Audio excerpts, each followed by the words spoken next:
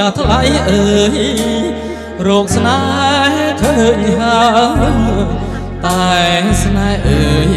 កំពុងរៀបការបងគ្មានអ្វី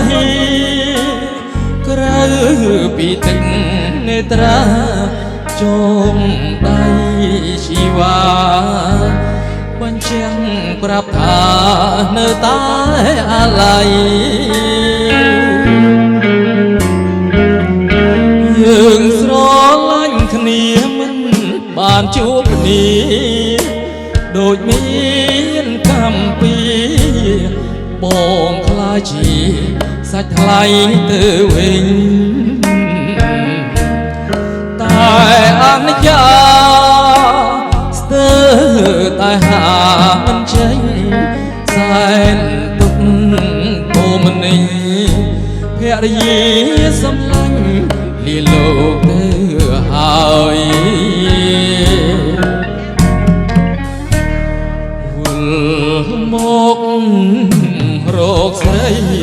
ក្រាប់តែលឺលេងលេងចងដៃបងសល់អ្វីជីវិតរស់នៅ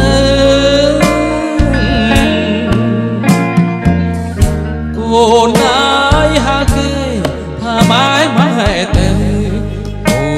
នគុំទឹកអើលាហើយណាកូនបងញ៉ាកូនផងណាមាបងអើយបងសូមលាហើយលាឆ្ងាយហើយលាមួយជីវិតសត្វបាក់ស្លាប់ធ្លាក់ពេលមេងងឹតអោព្រំលិខិតដាច់គ្មានអាណិតឲ្យខ្មុំរត់កា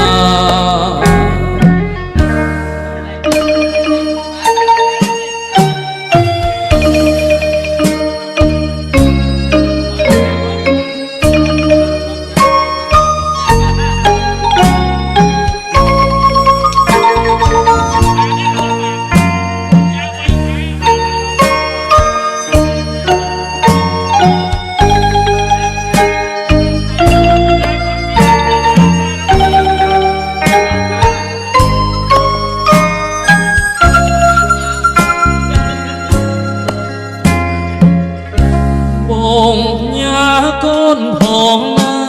មាបងអើយបងសូមលាហើយលាឆ្ងាយហើយលាមួយជីវិតសត្វបាក់ស្លាប់ធ្លាក់ពេលមេឃងងឹតអោព្រំលិខិតដាច់គ្មានអាណិតឲ្យខ្មុំប្រន់កា